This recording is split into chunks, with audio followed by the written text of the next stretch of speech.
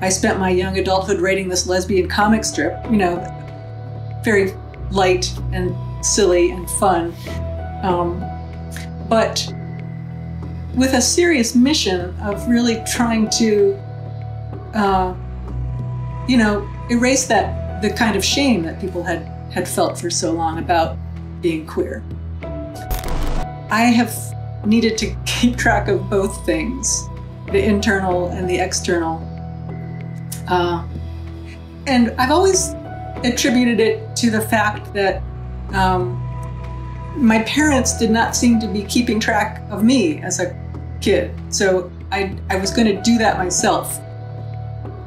And I do think it's a sort of a neurotic symptom for me, the fact that I've got to write all this stuff down. There's really too much of it to ever read. There's thousands and thousands of pages. What is it about? I feel like I'm hoping that one day I'm going to become free of this. I'm going to work out whatever my issue is, and I will be able to just stop keeping track like that and be free. This was how I rebelled as a child. I refused to read these books that my father loved. It's sort of sad, you know, that I mean, it's funny too. As a form of rebellion, it's rather mild.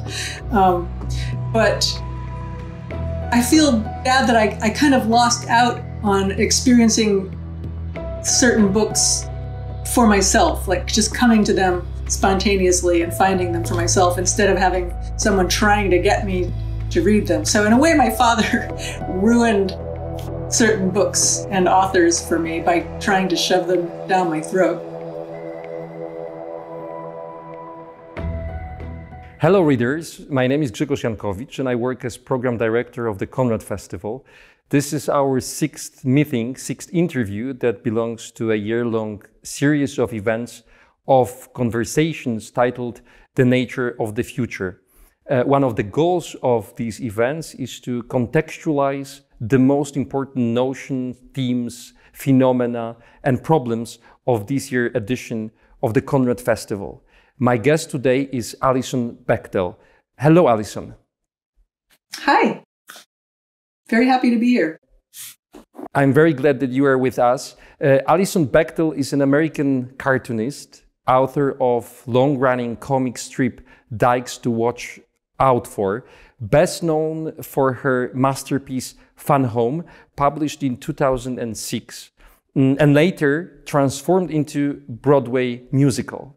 In Poland, we have two other works by Alison, Are You My Mother? From 2012, and recently published The Secret to Superhuman Strength. I suggested poetics of the family as the topic of today's conversation. Behind this formula, there is a simple thought. Poetics is the study of how literature is made. The poetics of the family is about several things at once. It allows us to ask how the family is made and how the literature about the family is made, as well as what is the role of literature in the process of making the family, in giving it a specific form and structure. This is what I want to ask you about, Alison, focusing on your comics and the stories you tell in them. Once again, I welcome you warmly. Thank you for accepting our invitation. Absolutely. I'm looking forward to it. Whenever I talk to people, to others about Fun Home, and I do it quite often because it's been a part of the reading list for the academic course I teach, people say what most influenced the shape of the family presented by Alison Bechdel is that the father was a closeted gay. Would you agree with this opinion? And what were other forces determining the shape of the family relationships in your books? That was a big force in my family. interestingly, and I don't want to take us off track at the very beginning, but of course there were multiple forces at work in my family, in any family. But my father's homosexuality, and more specifically his closetedness, the fact that he was not open about this, was very formative for our whole family. It was, and for me too, who also happened to be gay, a gay child growing up in this household. Yeah, it was pretty formative. The fact that my father was not just gay, but closeted. And I didn't know that. I didn't know that until I was grown up and in college. So how about the other forces that shaped the structure of the family you presented in Fun Home and Are You My Mother? Well, I think another big force was my mother's thwarted professional ambitions. I think my mother wanted to be an actress when she was young, but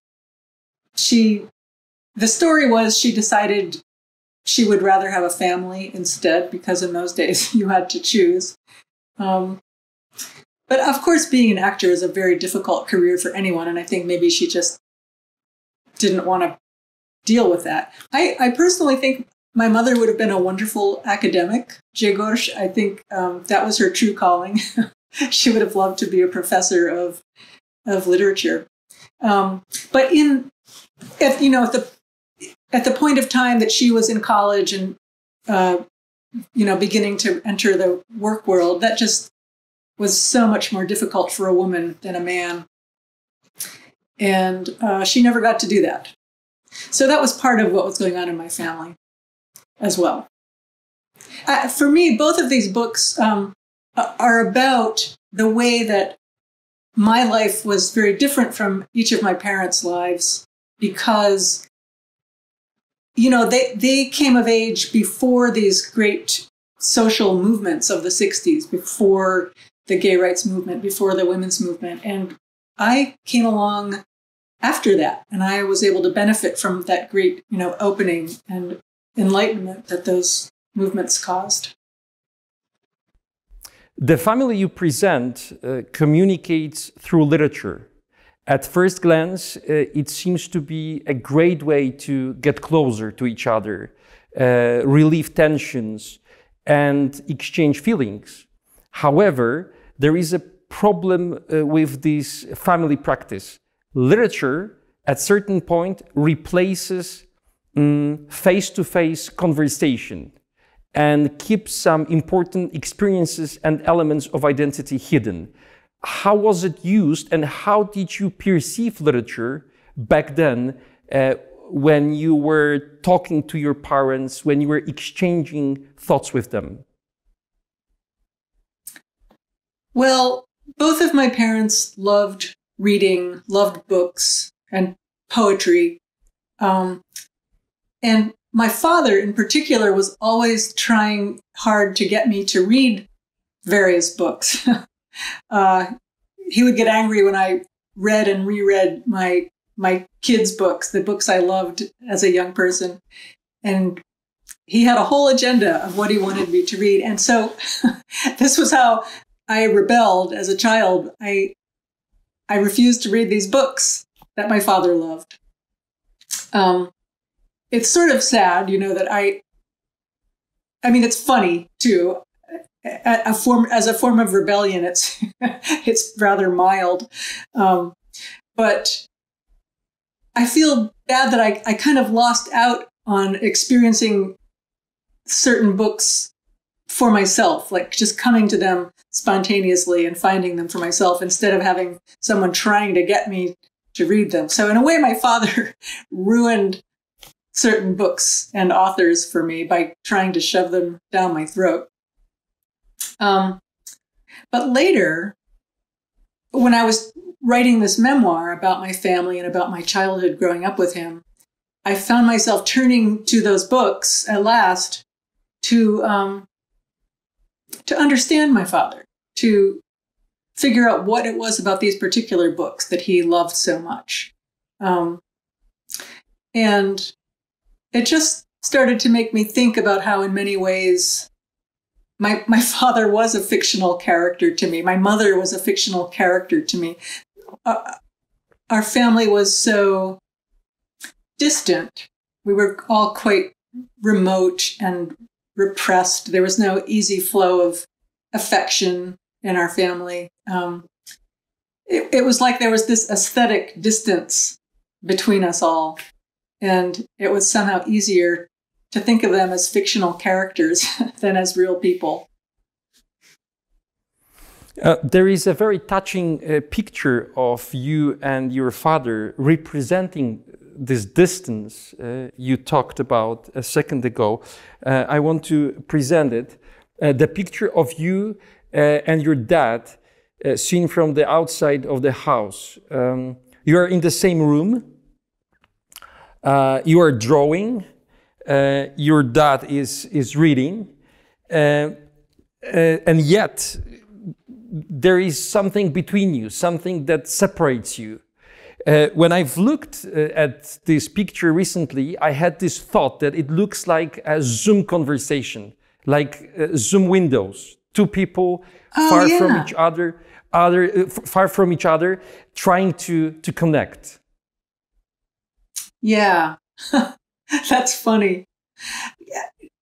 My childhood was filled with this longing to connect with both my parents, but it was very rare that we ever really made that connection. Sometimes it would happen with my father, rare moments, sometimes with my mother, but it was not the normal state of things. There is a moment in your story about family when you become aware of who you are and replace your previous readings suggested by your father with books on feminism and homosexuality. This is the moment when you break free from the bipolar family world and its narrative form. A corresponding narrative form. When you analyze your very original narrative, which is free from linear progress and extremely inclusive, do you relate its origins to that experience of replacing, let's say, Joyce with Colette? I have not thought of it that way, Grzegorz. But I like that idea. You should write a paper about that. It was very interesting. I came out, I realized I was a lesbian in college, and I immediately set about not finding a girlfriend, not getting into a relationship, but reading everything I could find about homosexuality. Which at that time, in 1979, it was possible for one person to do. There was about this many books on the library shelf, and I read all of them. But it was interesting. You know, I had come from this very reading-oriented family. It just made sense to me that that's how you learn about the world. That's how I was going to figure out who I was. So I began reading very avidly. And this was before I knew about my father. I read a lot of books to kind of gather my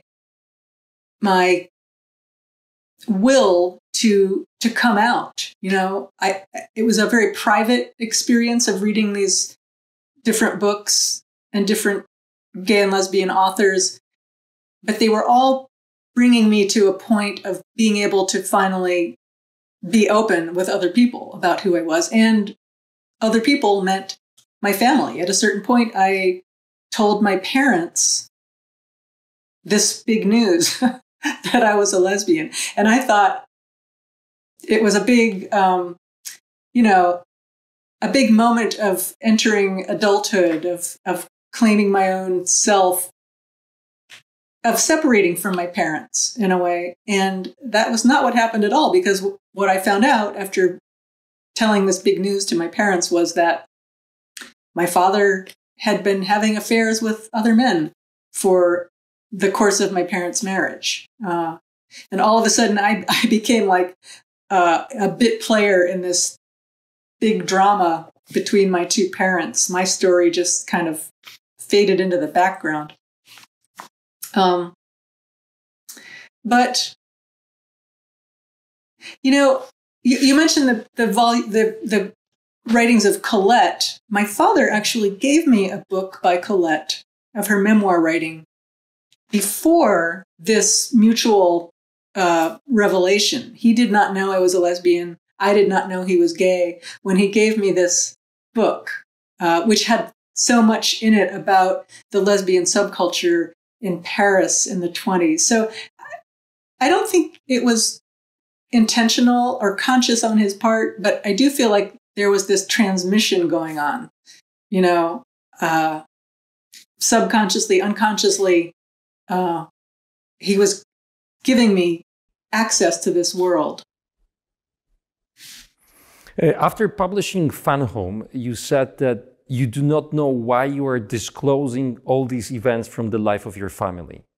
The gesture of disclosure and confession is crucial for liberation from an oppressive situation.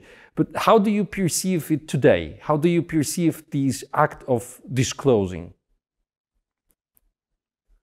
You know, I was raised Catholic, and as a small child, I was really delighted by this sacrament of confession. I just really liked that experience. I loved that I could be like free of all my sins if I just confessed to the priest.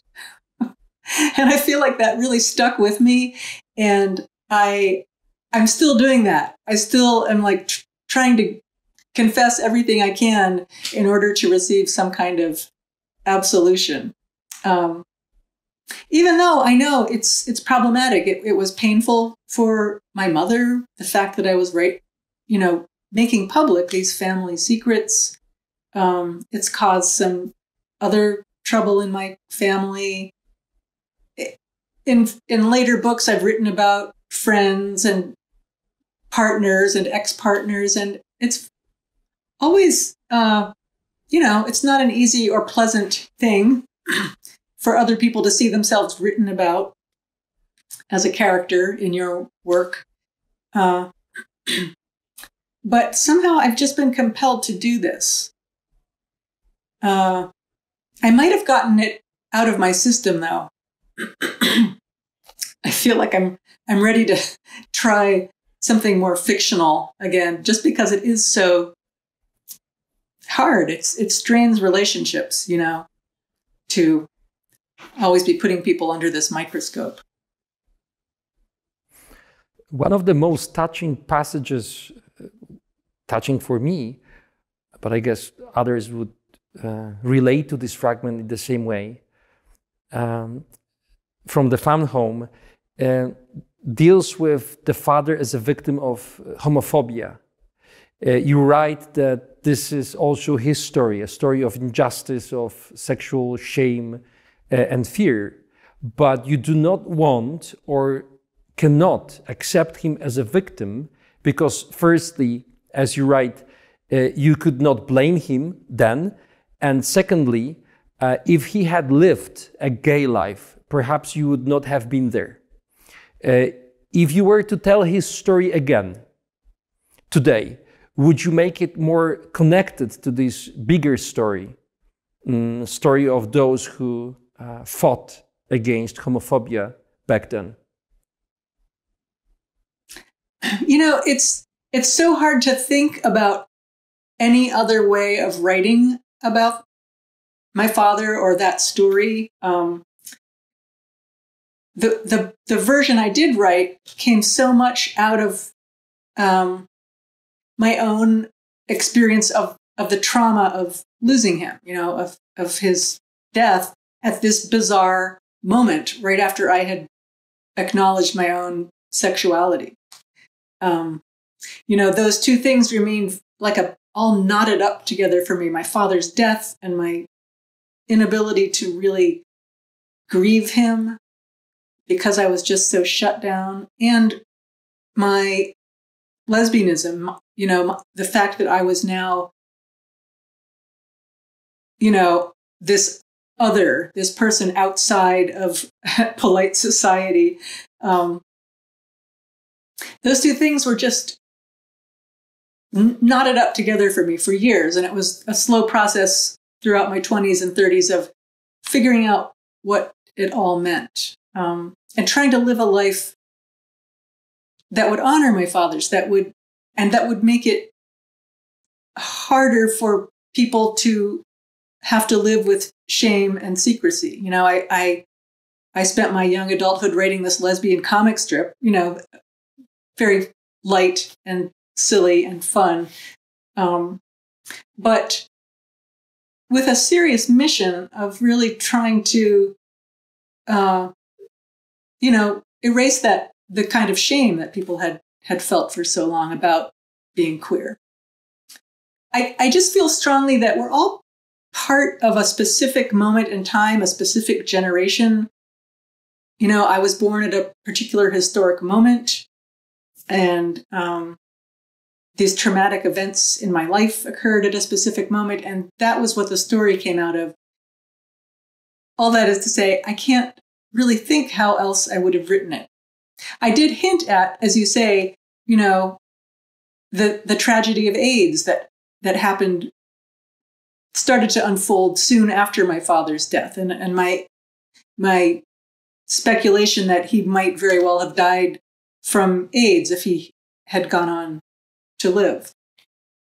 But it's always been hard for me to even imagine what my father's life would have been like if he hadn't died. Like, would he have been able to come out? Would he have been able to, you know, have a relationship with another man and have that be open? But it just wasn't possible. There's no other story. There's only the story that happened. In the books, your father appears to be someone who can do everything and constantly does something, renovating the house, planning its decor, working in the garden, arranging furniture in children's rooms. He constantly tries to take control of the space around him. What is the relationship between the need for control you present, emotions, and art? Have you ever thought about it? That's a good question. I have not thought about it in those terms, but as soon as you said that, I saw the connection in my father. My father, yes, was very much a control freak, as we say here. But he was also an artist. You know, in all of these things that he did around the house, all of this remodeling and decorating, he had the eye of an artist, and I absorbed that from him. I learned by watching him arrange things and change things and pick out colors. I learned what it's like to make art, what it's like to have your own vision and then pursue it. So it was a sort of fraught legacy. On the one hand, well, I remember being a small child and coloring in my coloring books with my crayons. And my father would come over and take the crayons from me and say, no. You can get a much nicer effect if you combine two colors, or if you make this side of the caravan blue, you can pretend it's in shadow. I mean, who does that? What adult takes over their children's coloring book? But my father did that. And it had this simultaneous effect of sort of quashing my own interest in color. In a way, I feel like I became a cartoonist because you could be a cartoonist and only use black and white. But also he was showing me, you know, his own aesthetic power and his own ability to make these magical things happen. So it was a conflicted gift, let's say. I remember that you called his approach to coloring a drawing terrorism in Van Home. When talking about your approach to drawing, you mentioned that you are primarily interested in drawing characters and their interactions and not the background. It looks different in your last book, but in previous ones, you were focused mainly on characters, not exclusively, but still. You also mentioned that it was your father who encouraged you to draw the background. How did you perceive these gestures of his? Yeah, it's true. I've saved many of my childhood drawings, and they're all just like a single little figure on a big white piece of paper. And I can see why my father said that. I mean, it was a good drawing lesson. Like, try and fill in more of the page, why don't you? But of course, that felt like pressure too. And I don't know, I mean, drawing my comic strip, in a way, I avoided having to think a lot about backgrounds because I didn't have enough room for them. You know, there was only enough room in a tiny square for somebody's head. But gradually, over the years, as I've gotten better at what I do, as you say, my images have gotten a lot more inclusive. In my last book, there's lots of landscapes, which I'm not very good at, but it was part of the story. Like, I needed to be able to show these things. So I feel like my perspective, my vantage point has been widening out because of or in spite of my father. I'm not sure which. From your second novel, graphic novel, we learn that your mother kept a diary. It was a diary of everything that happened to her. You have the same need, but your diaries are different, as you say. What do you need them for?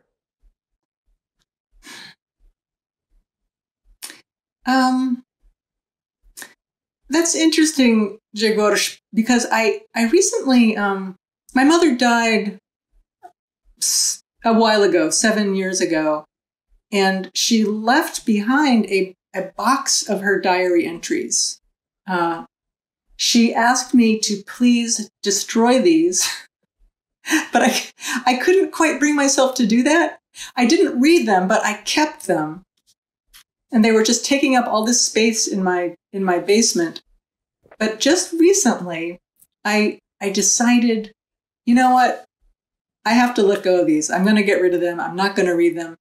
And I did. I took them to the recycling center. And it felt like a big weight off of my mind. And it felt like the right thing to do. But also, the only reason I was able to do that is because I realized she probably had basically already told me everything she'd written down in those diaries. I know I looked at enough of them to know that it's basically just, as you said, an account of what she did that day. It's funny that both my mother and I had that same impulse. She swore that she didn't write about the more interior aspects of her life, but only the exterior things, like, you know, the things she did. I have needed to keep track of both things, the internal and the external. And I've always attributed it to the fact that my parents did not seem to be keeping track of me as a kid. So I was going to do that myself. And I do think it's a sort of a neurotic symptom for me, the fact that I've got to write all this stuff down. There's really too much of it to ever read. There's thousands and thousands of pages. What is it about? I feel like I'm hoping that one day I'm going to become free of this. I'm going to work out whatever my issue is, and I will be able to just stop keeping track like that and be free. But wouldn't it be the end of your art, at least in some sense? It would be the end of memoir, but maybe I could make stuff up. That's an interesting thought. It's sort of frightening. But yeah, maybe I could write fiction. Your book about mother begins with emotional and artistic wrestling. First, you write that the story about the mother has no beginning. Second, you must deal with her critical eye. Would you agree that it is not only a story about your mother, but also a story about how you are looking for a proper way to talk about your mother? Isn't it more analytical than the previous one, the one on your father? It's much more analytical, yes. I mean, it's actually about analysis, about psychoanalysis, because one of the things I wanted to include in that book was my own experience of psychotherapy and psychoanalysis and how that had helped me to, sort out my crazy childhood with this odd family. And so much of what happens in the therapeutic encounter is like the dynamic between the mother and the infant. It's just how it works. And the more I learned about that, the more it led me into my own relationship with my mother in those very earliest days. It's a very different kind of narrative than Fun Home. The book about my father is very much a sort of quest story, like a hero's journey where I go out and I try to engage with this figure, this mythic figure of my father. And the book about my mother, so much of it happens in this weird space between the mother and the child where they're not really separate. It's a much murkier kind of story, less clear. There's less of a clear narrative arc. And it did not win over as many readers as Fun Home. It has many very passionate readers, a devoted following, but it's a smaller, more select group of people than the people who like Fun Home. So, I mean, I think that's an interesting lesson about mothers in general. We're much more critical of our mothers usually than we are of our fathers because we all have this intimate connection with our mothers. We come out of her body. We're fused with her in our earliest months. It's just a much more complicated relation to sort out. Why did you change your drawing style? In Are You My Mother, the drawings are more realistic and there are more colors. Why is that? Grzegorz, I didn't really do that intentionally. I rarely make intentional stylistic choices. I'm always just drawing as well as I can manage. And I was going through a phase at the time that I was drawing Are You My Mother of coming to rely heavily on digital photography. I didn't have that when I was younger. As a young cartoonist starting out, that technology didn't exist. But as soon as I could take a lot of reference pictures very cheaply with a digital camera, I began doing that. And that's how I made a lot of those drawings. I wasn't tracing them. I hate the way that you can always tell when someone has traced a photograph. But I was certainly basing my drawings closely on photographs. And in a way, it makes sense. It's a story about my real life, my actual family. So that level of realism kind of fit, but it wasn't intentional.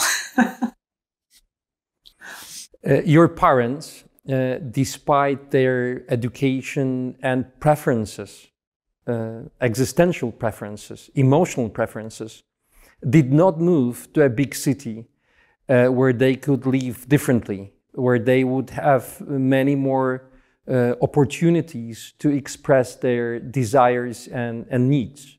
Why do you think they stayed? That is the big mystery. And honestly, I guess my answer is they were more afraid of the risk that becoming an artist entails than they were afraid of the pain of living with this secret in a small town. If they had gone to a big city, they would have been... It was different for each of my parents.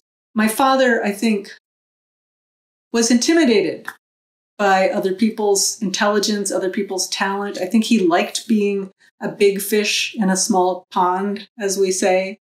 And he liked being admired. And he was very, very popular. You know, people loved him in this small town. And I don't think he wanted to risk losing that, you know, in a wider world where he would have had more competition. I think that was part of what was at play. And, you know, my mother's artistic ambitions, wanting to be an actress or a professor of literature, I think she was also afraid. But with her, it was all complicated with feminism and the fact that she would have had so much more struggle to deal with. But I feel like my parents wanted me to become the artist that they each wanted to be, but somehow couldn't manage to do. Your comics, especially Fun Home and Are You My Mother, are political. You present people, father and mother, whose lives would have been different if the gay liberation movement and feminism had happened sooner. Social changes are very rapid right now due to technology of communication, but there are places in which the situation is like what your parents experienced. It is often caused by conservative politics, like here in Poland. How to deal with this situation? How to talk across these very strong and high borders?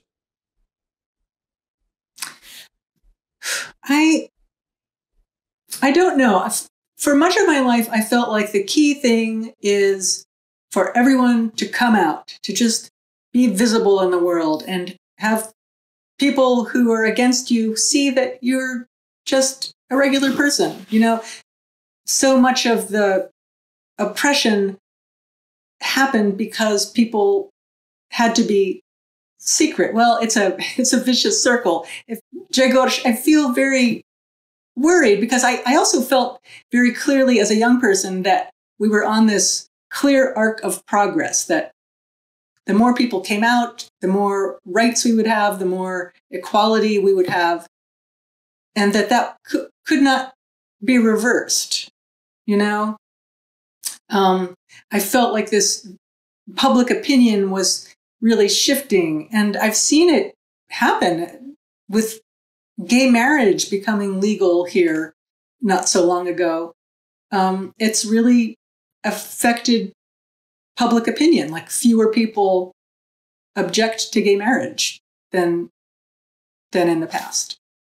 But it's very frightening as I look at what's going on politically in this country, as well as in many countries around the world, this sort of resurgence of nationalism and, you know, the conservative social politics that go along with nationalism. It feels very frightening. Like I can see that all that progress isn't necessarily irreversible, that we are at risk of going backwards, and it's really quite terrifying. And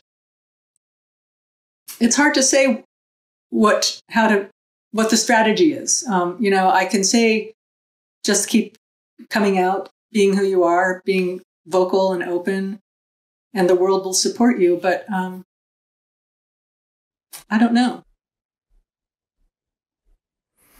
In The Secret to Superhuman Strength, you bring some of the stories from Fun Home and Are You My Mother, but you present them in a lighter way. Why is that? Well, for one thing, I wanted to write a more fun book to read. Fun Home and Are You My Mother are,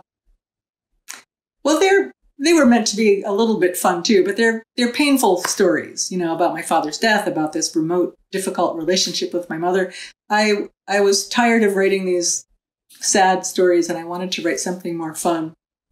And in fact, any story that you write about your life is a very selective one. You're choosing moments and scenes and leaving out others. So in this new book, in The Secret to Superhuman Strength, we see many warm and positive scenes with my family. My parents took my brothers and me skiing every winter, for example. And that was a really nice thing that we all did together. But that didn't fit into my sad, melancholy family memoirs. So I did it in this new book. I want to ask you about Bechdel test. It's very well known. You talked about it many times, but could you, out of respect for those who haven't come across it, explain what's that and what's behind it before I ask my question? Okay. The Bechdel test comes from a very early comic strip that I did back in the 1980s, where I show two women who want to go see a movie. And one woman says, I can only see a movie if it has at least two women in it who talk to each other about something besides a man. And it wasn't my idea. A friend of mine told me this. I thought it was brilliant, so I put it in my comic strip. And somehow, in recent years, it has become a thing. It wasn't like I said, this is the Bechdel test. Somebody recovered this old cartoon and started, I don't know, it went viral, as they say. And now it's this principle that people use to talk about how women characters are treated in a movie, or how people of color are treated in a movie. And anyone who's not like the straight white male hero, you can apply those same criteria to. You can ask those same questions. So that's what the Bechdel test is. It is a very functional tool. It gives us a quick insight into a structure of certain works, cultures, and societies. But time goes by.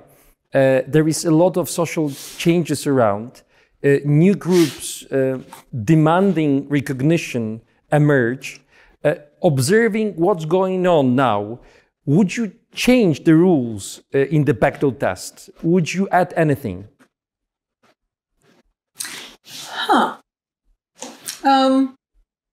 Well, I don't know. Some other people have spontaneously added little tweaks to it. Like one version of the test says the women have to have names in the movie. But I like to keep it very simple. I think the original test is fine. And as I say, other groups are welcome to adapt it to their own uses. And so much has changed. At the time that I wrote that cartoon, there were very, very few movies that could have passed that test. And now there are lots of them that do. So that's another sign of progress that makes me very hopeful. Last question is about poetics at its purest. Tragicomic and comic drama. Those are subtitles of your books. How do you define these genres? Well, they are both in part just silly puns, a way of getting the word comic into my title, just poking fun at the fact that this is a comic book. But in the case of the memoir about my father, Fun Home, really is to me a tragic story with funny moments. I love the form of tragic comedy. I feel like we can feel pain more deeply if it's mixed with humor. You can really let it in more deeply. And in the case of the book about my mother, a comic drama is just a play too on my mother's acting career in the way that, she was always this character, a character in a play to me growing up.